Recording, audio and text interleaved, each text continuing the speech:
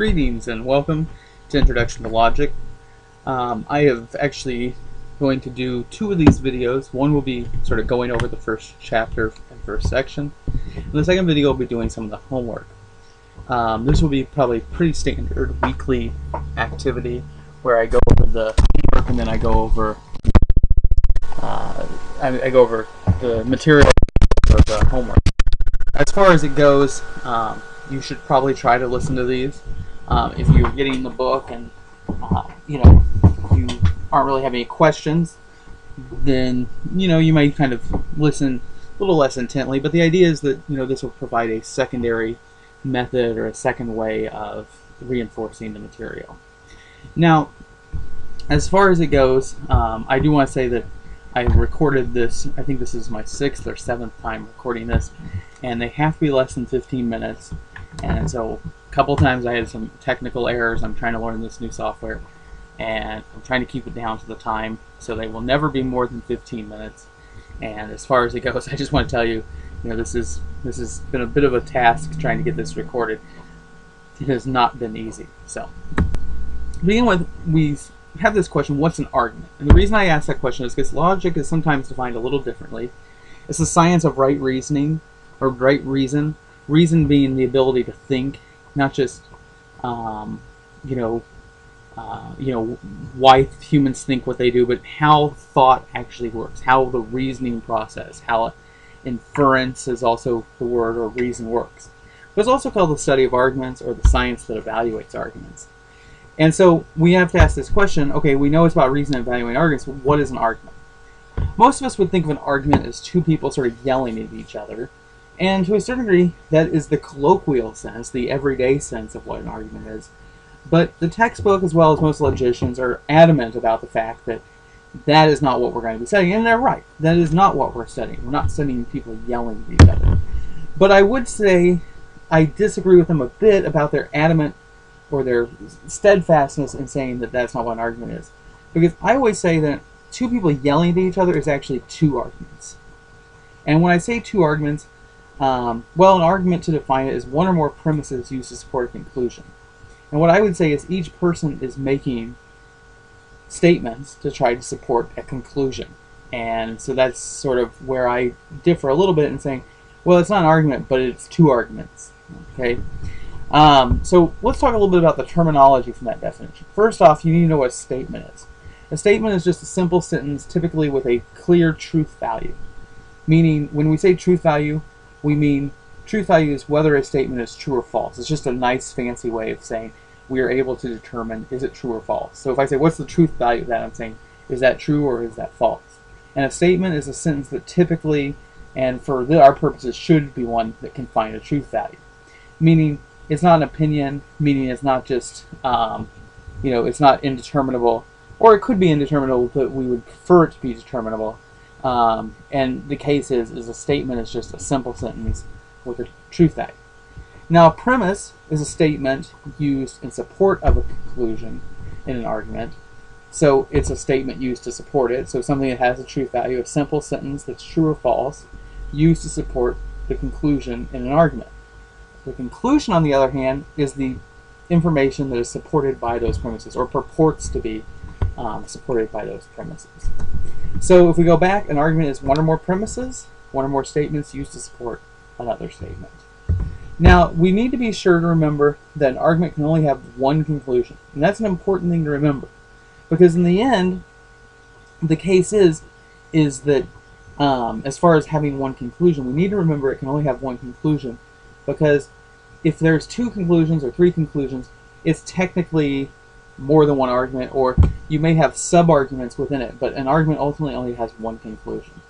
Now, if you can have like an argument where it's sort of like, if my roommate's home, then we shouldn't be making loud noise. My roommate is home, therefore we shouldn't be making loud noise. And because we shouldn't be making loud noise, we should turn off the stereo. Therefore, turn off the stereo. Something like that. Now, there is a sub-argument, which is if my roommate's home, blah, blah, blah. There's sort of a sub-argument within that, but ultimately, what the ultimate conclusion, what the ultimate point is, what the argument is. The other thing to note is that an argument may have a premise that proves more than one conclusion. And in that case, like the sun has risen, therefore it will warm up, and there will be light to see things. That, to a certain degree, is two conclusions. And we would say the sun has risen is a premise, and conclusion one is it will warm up. And then we would say there's a second argument, and that is, has the same premise, the sun has risen, and the conclusion is there will be light to see. So we'd say that's two arguments. If there's more than one conclusion, we would say there are two arguments, or they're sub-arguments. And you might want to note, like, the sun has risen, therefore it will warm up. There are some implied premises about the way the world works. And a lot of times premises can be implied without actually stated. And just sort of, that's an important thing to note. Is they're important, oftentimes the premises in an argument may not all be there. The sun has risen, therefore it will warm up. There is a lot of information that we're just assuming people agree with. So back to what is an argument. Well, two people yelling at each other, we'd say, is two arguments. Well, why is that? Because each one has a conclusion he or she is trying to reach. Taking our example of two people arguing, yelling at each other, suppose we have a couple who's arguing about whether or not to buy a new dishwasher. And the husband says, we don't need a new dishwasher. The current one works fine. The wife says, it does not work fine. I have to wash the dishes first. I have to pre-wash them. The husband says, so what if you have to wash them beforehand?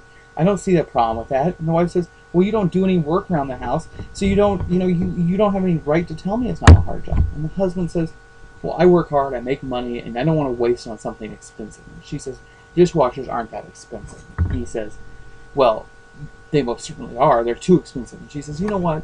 You're a no good, nothing, blah, blah, blah, blah, blah, blah. And he says, I'm a what? Well, your mom meddles, she spoiled you, blah, blah, blah. And she says, I hate you, you're sleeping on the couch. Okay. Now, that argument's a little bit too far-fetched, but that's what an argument is. And essentially, you have two arguments, in a colloquial sense. But what we would say is there are two arguments. The first argument is the wife trying to make an argument for needing a new dishwasher, and the other argument is the husband arguing for not getting a new dishwasher. The first one is giving a conclusion, don't get a new dishwasher. The other one is giving a conclusion, get a new dishwasher, and they give reasons to support it. And so, like, for example, don't need a new dishwasher has premises such as they're expensive, current one works fine, pre-washing the dishes isn't a problem, you're spoiled, your mom meddles, etc. The second argument is we need a new dishwasher, and the premises are the current one doesn't work, we have to pre-wash, which is time consuming, they aren't that expensive, and you're a blankety blank. Now, what happens is we can realize that there are two claims made within any argument. There's what we call an inferential claim, and that's the part of the argument that says the premises work together and actually support the conclusion, prove the conclusion they want. It actually makes sense. It actually reasons out. The factual claim is the part that says, hey, I'm telling you the truth, right? The truth value is true. We don't give an argument and we're automatically trying to only make true statements. We're not going to base our argument upon lies. We're purporting to be telling the truth. So the key here is there's an inferential claim, which is about trying to prove the point. Does it prove the point it tries to? And the factual claim, which is it true or false? Now, if we go back to our dishwasher example, we can use a little logic to evaluate whether or not the premises support the conclusion and how well, and we can break down the argument and focus on the truth value of all the statements. Now, first of all, we need to realize that in the inferential claim, there are some of these premises that are just irrelevant. For example, your mother is a blankety blank or a meddler, and you are a jerk, and I hate you, and you're going to sleep on the couch. All these aren't really important premises to supporting our conclusion. They're to a certain degree misleading. And we oftentimes can get into that case where we're trying to argue for something, and we get so bogged down in details and little things, and we don't bother to realize this isn't helping our point. Suppose you've been to the store and you've gotten bad service, and they've screwed up your order, and you're talking to the manager at this point, and while you're doing it, you're mentioning, and that person looked at me funny, or they didn't say hi when I came in. Well, you know what? That's not probably relevant to what's the problem at hand. And so don't talk about it. And that's an important thing in logic, is get rid of the extraneous, the unnecessary information. And that's one important thing that can help us with the inferential. Figure out what actually is going to help our point and eliminate that which doesn't, because it only makes us look petty. Now, we also have to realize that we are going to evaluate the factual value statements. In logic, we like to get everything down to facts. We don't want to deal with opinions. We want to deal with facts. And the case is the reason is that we don't want to deal with things like, what's your opinion on this? We want to have facts that we can evaluate. Is this true or is this false? Take, for example, saying the dishwasher is too expensive. That's an opinion. What you consider expensive may not be expensive to me. So don't tell me it's expensive or too expensive. Tell me what it costs. Because what we might find out is that we both have different images of what a dishwasher costs, A. And B, we may just need to get away from using this kind of value-laden language, like too expensive, and just say, the dishwasher costs $300 and I don't believe that's in our budget. Now, a factual statement are statements in which the truth value can be determined, and that's an important thing to note, is we want to use factual statements. We don't want to use value statements. We want to use factual statements. Factual statements have two sort of types. There's analytic, which means the truth is a priori, the truth comes from within the statement. Mathematics, definitions, the idea is that it's already been established that it's true because of a definition or mathematics. Empirically verifiable means we can use our senses, we can do experiments and other things and find the truth. Take, for example, analytic statements. There are things like bachelor's and unmarried male. It's part of the definition. Mammal has hair. 2 + 2 = 4. These are all things that are definitional. Empirically verifiable are things we can measure, we can use experiments. Jack is 6 feet tall, we can measure it. The chair is right, we can observe that. The car can go 150 miles per hour, we can test that. And all of those are empirically verifiable. Value statements, on the other hand, we can't just depend upon a definition, and we can't just measure it. John is tall. What does tall mean? I, for example, might consider 6 feet tall, whereas you might consider it short. If I was in the NBA, and I am actually 6 feet tall, I would be very short. That's a pretty color. The car should go fast enough if it can go 150 miles per hour. Well, how do I know that's fast enough? What does that mean?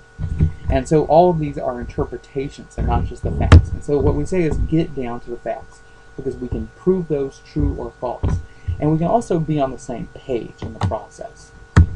Now, in our example, a logician would say there's 2 arguments and evaluate them and try to get everything down to the facts and try to get that down. One thing to note is that you need to be able to determine the parts of an argument. You need to be able to find the conclusion and you need to be able to find the premises. Realize that sometimes they'll be unexpressed. Sometimes the conclusion is not stated, and sometimes the premises aren't stated. But you should be able to find out what is the conclusion, what's the point they're arguing for, and what are the things they're trying to say that support it. Conclusions sometimes have indicator words like consequently, therefore, thus, ergo, and premises have words like because, due to, given that. And these sort of signal these are the points that are being used to support it, and these are the points that are being used that are trying to be proven. And once we determine which those are, we can help. We can sort of begin to evaluate what's our conclusion, is that supported, what's our premises, and is that. Now, logic in the end can help us to refine our arguments, get to the points we need, and focus on the facts. And most importantly, it can help us win arguments. Here's the key. Winning an argument, the problem for most of us with arguments is we spend our time arguing our point, and we don't bother to engage the other person's argument. The key to winning an argument, I'm going to tell you this right now, is not to continue to argue for your point. It's to undermine their points. If somebody says a dishwasher is expensive, don't say, it is not. Say, well, how much does a dishwasher cost? Take their premises on and undermine those. And the other thing I always say is, logic can help us play the same game. Oftentimes what happens is we sit there and we talk and we talk and we talk and we argue and we argue and we argue, but in fact we're not actually dealing with the same question. And what logic can help us do is it can help us to say, hey, we need to be on the same page in this. And that's an important thing for us to do. It's not that I'm arguing for my point, you're arguing for your point. It's to say we need to argue for the same point. Okay, I hope that helped a little bit. I was rushing, I got 30 seconds left, and so I have to stop or else this won't be able to upload. Have a good day, and I'll have some homework soon on the next video.